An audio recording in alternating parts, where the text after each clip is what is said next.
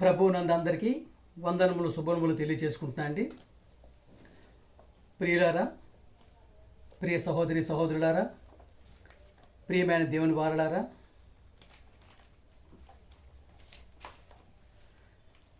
ఈ దినమున అతి జాగ్రత్తగా ఎంతో శ్రద్ధతో వినవలసిన పాఠ్యాంశం. ప్రియులారా, వివాహం కానివారు, వివాహమైన వారు, ప్రియమైన దేవుని వలన వివాహం కానివారు, వివాహమైన వారు, వివాహం చేసుకుని విడిపోయిన వారు, విడిపోదాం అనుకుంటున్నవారు తప్పనిసరిగా శ్రద్ధతో వినవలసినటువంటి ఈ యొక్క మాటలని, దేవుడి మాటల్ని గ్రహించవలసిందిగా కోరుకుంటూ, హెచ్చరికలతో కూడుకున్నటువంటి యొక్క మాటలు. ప్రియమైన దేవుని వాళ్ళరా, బైబిల్ గ్రంథం మహాజ్ఞాన గ్రంథం, జ్ఞానపు ఓట, జ్ఞానపు గని, జ్ఞానపు శక్తి. ప్రియమైన దేవుని వాళ్ళరా, విజ్ఞానాన్ని పెంపొందించేదే బైబిల్ గ్రంథం. ప్రియమైన దేవుని వాళ్ళని ఎందుకు చెప్తున్నానంటే,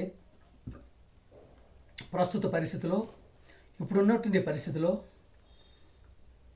వివాహ బంధానికి విలువ లేకుండా, వివాహం అనే బంధాన్ని విచ్ఛిన్నకర బంధంగా, అలాగే కుక్కల చింపిన విస్తరలా తయారు చేస్తున్నటువంటి యొక్క సమాజం ఎలా తయారైందంటే, ప్రియమైన దేవుని వాళ్ళరా, వీటికి దేవుడు చెప్తున్నటువంటి మాట, దేవుడు హెచ్చరిస్తున్నటువంటి మాటను మనం గమనించుకున్నట్టయితే, ప్రియమైన దేవుని వాళ్ళరా, మలాకి 2వ అధ్యాయం 14వ వచనం, మలాకి 2వ అధ్యాయం 14వ వచనం, అది ఎందుకని వారు అడుగగా, సరే, యవ్వన కాలమందు నీవు పెండ్లి చేసుకొని అన్యాయముగా విసర్జించిన నీ భార్య పక్షమున దేవుడు సాక్షి అయిను. అది నీకు తోటిదై నీవు చేసిన నిబంధనను పాత్రురాలు కదా, నీ పెండ్లి భార్య కదా. చూసారా ప్రియ సహోదరి సహోదరులారా, ప్రియులారా, ఎంత అద్భుతమైనటువంటి మాట. అది ఎందుకని చూసావా, వారు అడుగగా, యవ్వన కాలమందు నీవు పెండ్లి చేసుకొని అన్యాయంగా విసర్జించిన నీ భార్య పక్షమున దేవుడు సాక్షి అయిను. దేవుడు సాక్షిగా ఉన్నాడు. అది నీకు తోటిదై నీవు చేసిన నిబంధనను పాత్రురాలు కదా, నీ పెండ్లి భార్య కదా. చూసారా, పెండ్లి భార్య కదా అంటే. చూసారు కదా ప్రియమైన దేవుని వాళ్ళరా, ప్రస్తుతం మనం చూసుకున్నట్టయితే వివాహ బంధాన్ని ఎలా ఉందంటే, పని చేసుకుంటున్నారండి, వదిలేసుకుంటున్నారు, విడిచేసుకుంటున్నారండి.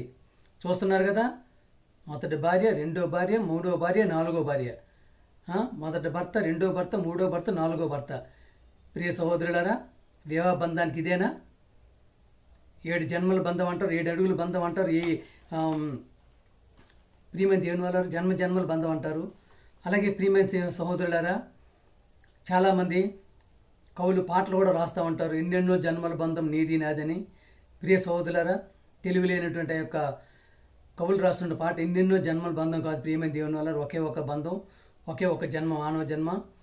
ఎన్నో జన్మలు, నా గత జన్మలో నేను భార్యగా ఉన్నాను, గత జన్మలో నేను భర్తగా ఉన్నాను, ఈ జన్మలో భార్య భర్త అయ్యాను. ఇటువంటివన్నీ ఈ కథల కహానీలు ప్రియ సహోదరులారా రాస్తున్నట్టు ఈ కవులు పిచ్చి తొక్కులకు అనుకోవాలి. ఎందుకంటే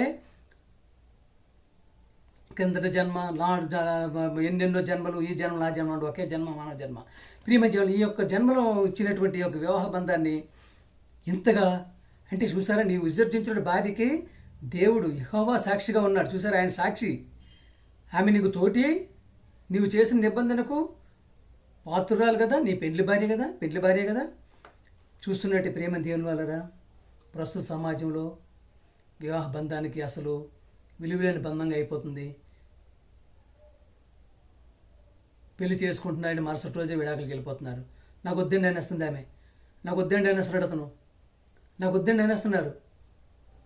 ఏంటి, ఏమైంది? అలాగే పెళ్ళికి ముందే ఆ? పెళ్ళికి ముందే పెళ్ళి సెట్ అవుతుంది, రేపు పొద్దున్న పెళ్ళి అంటే నాకు వద్దండి అనేస్తున్నారు. నాకు వద్దండి అనేస్తున్నాడు ఆయన. నాకు వద్దండి అనేస్తున్నాం. ఏంటిది? ఇదేనా వివాహ బంధానికి ఉన్నటువంటి విలువ? ప్రియమైన దేవుని వాళ్ళరా, మలాకి 2:15 కొంచెముగా నేనను దైవాత్మ నొందిన వారిలో ఎవరునూ ఇలాగు చేయలేదు. ఒకడు చేసినను ఏమి జరిగను, దేవుని సంతతు నొందవలనని అతడు యత్నము చేసెను గదా. కాగా మిమ్మును మీరే జాగ్రత్త చేసుకుని యవ్వన కాలమును పెండ్లి చేసుకున్న మీ భార్యల విషయంలో విశ్వాసఘాతకులుగా ఉండకుడి.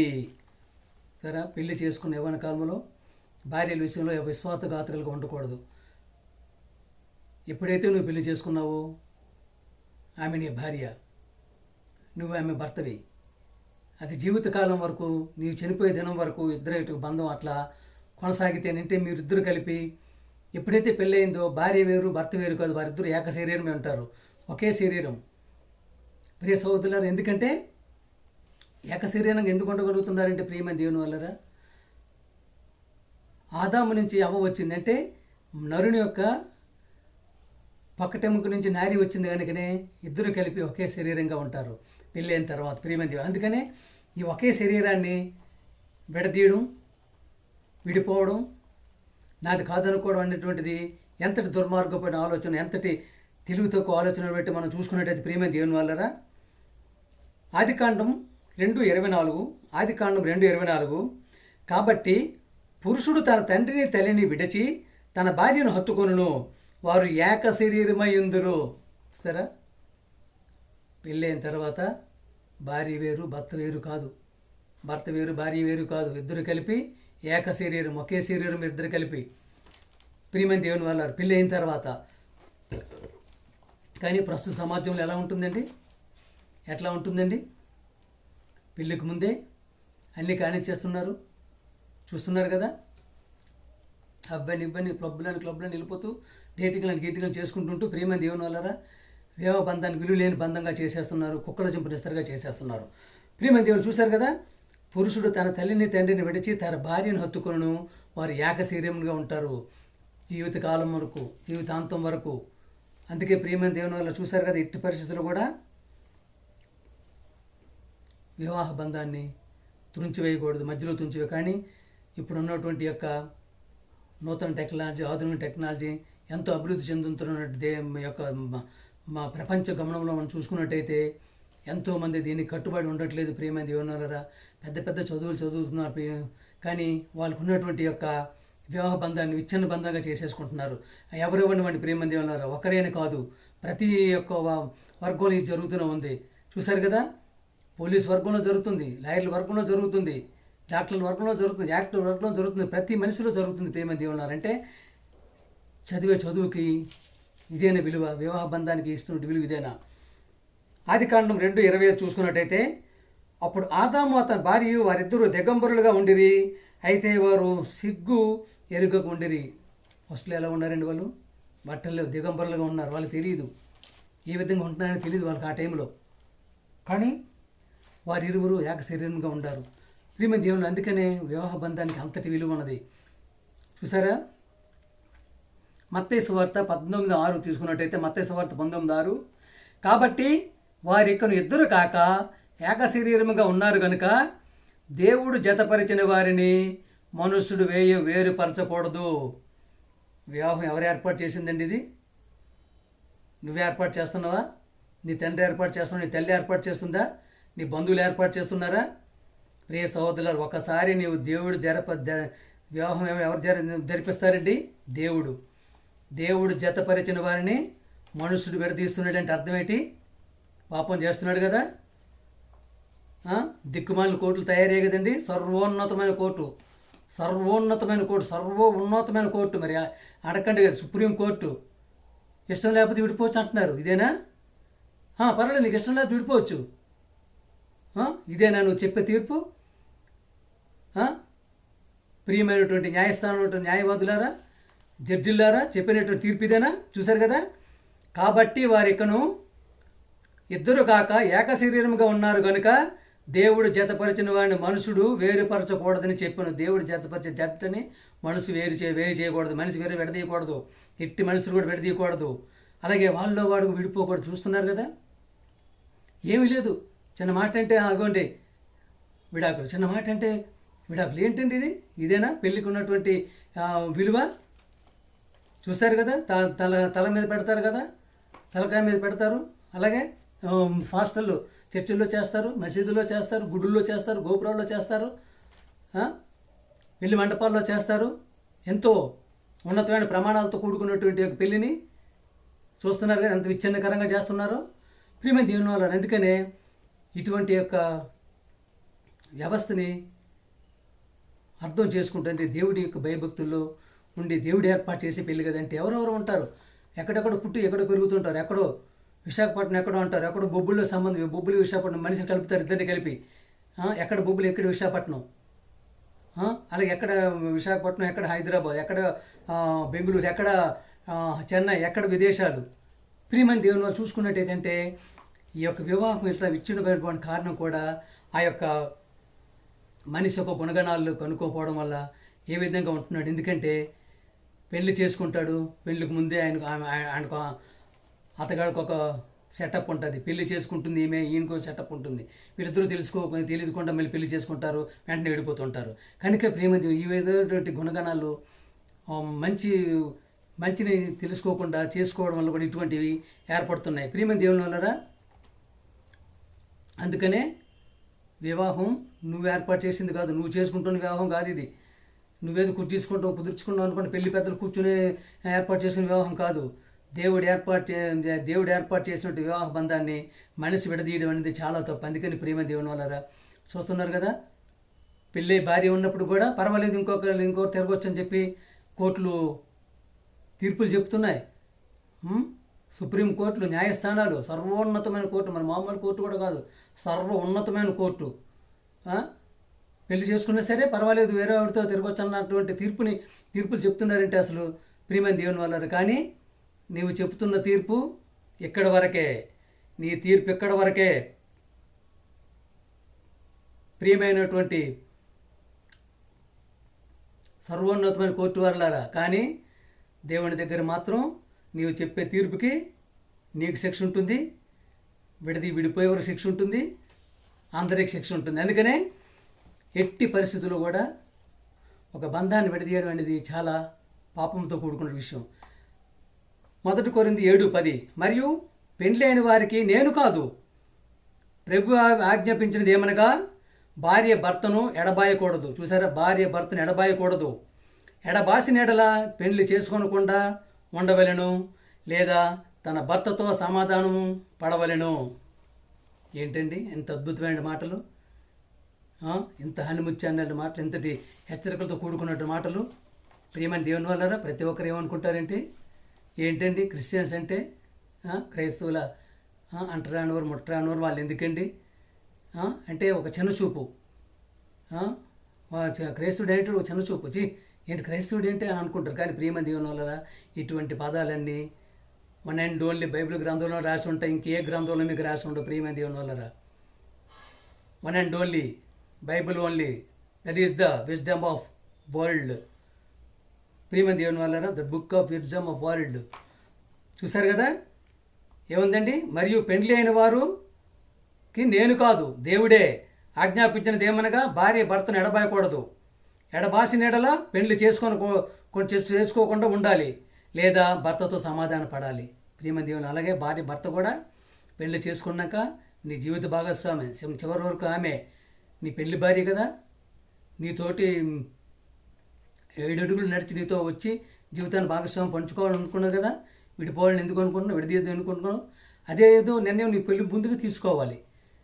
లేదు నాకు ఇంకొక ఆమెతో సంబంధం ఉంది నేను చేసుకోకూడదు అని చెప్పేసి. అందుకనే ప్రేమ ఒకసారి నీకు పెళ్ళి అయిన తర్వాత జీవితకాలం వరకు భార్య భర్తతో, భర్త భార్యతో వారు ఏక శరీరంగా ఉండాలన్నాడు దేవుడు. చూసారు, ఏక శరీరం, ఇద్దరు భార్య వేరు భర్త వేరు కాదు, వారిద్దరికి ఒకే శరీరం అంటున్నాడు. ప్రియ సహోదరులు చాలామంది పిల్లలు పుట్టిన తర్వాత కూడా విడిపోతున్నారు, పిల్లలు పెద్దలు అయిన తర్వాత కూడా విడిపోతున్నారు. ఏం కావాలి పిల్లల గతి, వాళ్ళ యొక్క పరిస్థితి ఏం కావాలి? ప్రియ సహోదరులు ఇంతటి అత్యున్నతమైనటువంటి అద్భుతమైనటువంటి వివాహ బంధాన్ని, వివాహం ఘనమైనది, పాన్పు నిష్కలమైనది అని చెప్పేసి దేవుడు చెప్పినటువంటి మాటని మనిషి ఈ విధంగా తుంచేసుకుంటున్నాడు. అలాగే తీర్పులు కూడా ఆ విధంగానే ఉంటున్నాయి.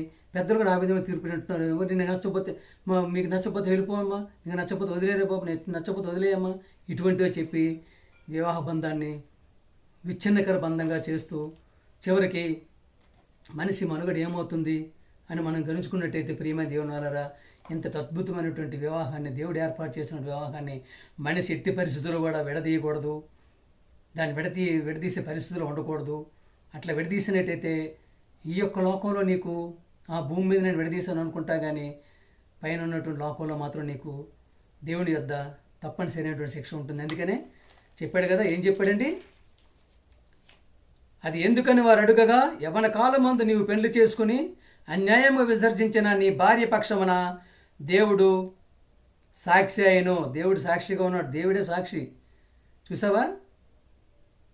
అది నీకు తోటిదై నీవు చేసిన నిబంధనకు పాత్రురాలు కదా, నీ పెండ్లి భార్య కదా. పెండ్లి భార్య ప్రియ సహోదరులరా, పెండ్లి భార్యకు ఉండేటటువంటి విలువ ఇంకెవరికి ఉండదు. పెండ్లి భర్తకు ఉన్నటువంటి విలువ ఇంకెవరికి ఉండదు. అందుకని చివరి వరకు దేవుని యొక్క హెచ్చరికలు, దేవుని యొక్క ఎంతోమంది ప్రియమైన దేవులు. ఎందుకంటే ముందుగా ఎందుకు చెప్పడం జరిగిందంటే, పెళ్ళి కాని వారికి, పెళ్ళి అయిన వారికి, పెళ్ళి అయి విడిపోయే వారికి ఈ యొక్క పాఠ్యాంశం చెప్పడం జరిగింది అన్నమాట. అందుకని ఇంతటి అద్భుతమైనటువంటి మాటలను దేవుడి యొక్క మాటల్ని, దైవాంశం మాటల్ని వ్రాయించినటువంటి బైబిలు మహాజ్ఞాన గ్రంథం, జ్ఞానపు ఓట. ప్రియ సోదరులు, అందుకనే ఈ విధంగా జీవితాన్ని కొనసాగించినట్టయితే చివరి వరకు నువ్వు కట్టుకునే భార్యతోనే, నువ్వు కట్టుకునే భర్తతోనే జీవించగలిగే పరిస్థితి ఉన్నట్టయితే దేవుడి యొక్క పెళ్ళి చేస్తున్నందుకు, దేవుని ఇచ్చినందుకు ఆయనకి విలువ ఉంటుంది. అలాగే దేవుడికి మీరు ఇస్తున్నారు అన్నట్టు విలువ ఉంటుంది. అందుకనే ఇటువంటి ఎందుకు జరుగుతున్నాయంటే, మొదటగా దేవుని భయం లేక, దేవుని భక్తి లేక, దేవుని ఆలోచనలో లేక, దేవుని మార్గంలో లేక, దేవుని వాక్యంలో లేక, దేవుని పాటలో లేక, దేవుని నడవడికలో లేక ఇటువంటి జరుగుతున్నాయి. నువ్వు ఎంత చదువుకున్న లాభం లేదు. ఎంత ఐఏఎస్ ఐపీఎస్ అయినప్పుడు కూడా, ఎమ్మెల్యేవా, మంత్రివా, ప్రధానమంత్రి అయినప్పుడు కూడా ఇటువంటివి పాటించలేనప్పుడు దేవుని యొక్క శిక్ష పాత్రలు కాకుండా ప్రతి ఒక్కరూ ఉండాలని చెప్పి కోరుకుంటూ అందరికీ వందనాలండి. పాట పాడుకుందామండి.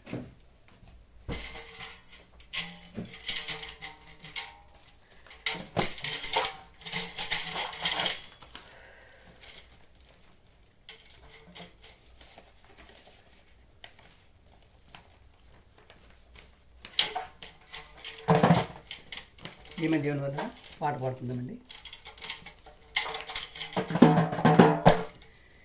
ఎందుకో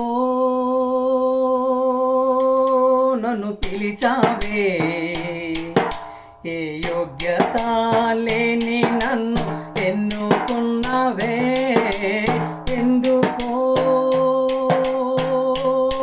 నన్ను పిలిచావే, ఏ యోగ్యత లేని నన్ను ఎన్నుకున్నావే. స్వాగతం స్వాగతం మా యేసన్నా, స్వాగతం స్వాగతం మా మెస్సయ్యా, ఎందుకో నన్ను పిలిచావే, ఏ యోగ్యత లేని నన్ను ఎన్నుకున్నావే, ఎందుకో.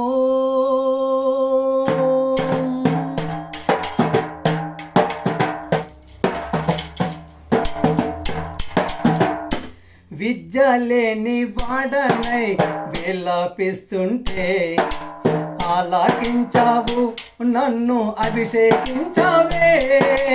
విద్య లేని వాడనై విలపిస్తుంటే ఆలకించావు, నన్ను అభిషేకించావే. స్వాగతం స్వాగతం నా మెస్సయ్యా, స్వాగతం స్వాగతం నా యేసన్నా, ఎందుకో నన్ను పిలిచావే, ఏ యోగ్యత లేని నన్ను ఎన్నుకున్నావే, ఎందుకో.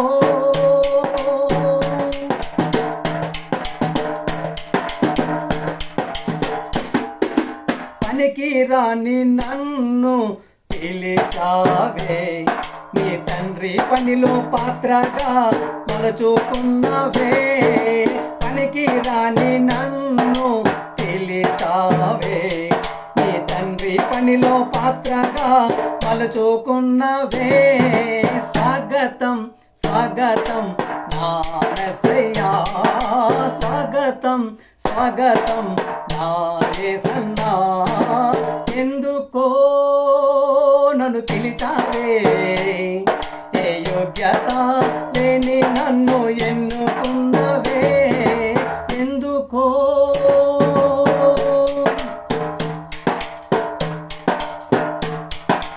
జ్ఞానుల ముందు నన్ను ఎన్నుకున్నవే, అజ్ఞానినైనా నాకు జ్ఞానమిచ్చవే. జ్ఞానుల ముందు నన్ను ఎన్నుకున్నవే, అజ్ఞానినైనా నాకు జ్ఞానమిచ్చవే.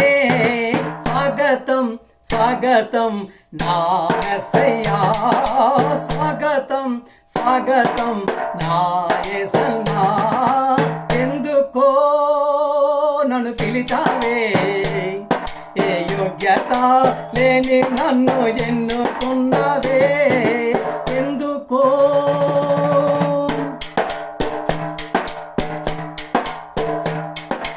కుదరని రోగముతో కుములుచుండగా, సోదరుడా భయపడకని అభయమిచ్చవే. కుదరని రోగముతో కుములుచుండగా, సోదరుడా భయపడకని అభయమిచ్చవే. స్వాగతం స్వాగతం నా యేసయ్యా, స్వాగతం స్వాగతం నా యేసన్నా. ఎందుకో నన్ను పిలిచావే, ఏ యోగ్యత లేని నన్ను ఎన్నుకున్నవే. ఎందుకో నన్ను పిలిచావే. స్వాగతం స్వాగతం నా యేసయ్యా, స్వాగతం స్వాగతం నా యేసన్నా. అందరికీ వందనాలండి. ప్రియమైన దేవుని వల్లారా, ప్రియ సహోదరి సహోదరులారా, ఈ యొక్క పాఠ్యాంశం, ఈ వాక్యం మీకు నచ్చినట్టయితే ప్రతి ఒక్కరికి షేర్ చేయండి, సబ్స్క్రైబ్ చేయండి, ప్రతి ఒక్కరికి పంపమని కోరుకుంటూ మీ ఈశ్వరరావు ప్రభువు పేరిట అందరికీ వందనము తెలియజేసుకుంటున్నానండి.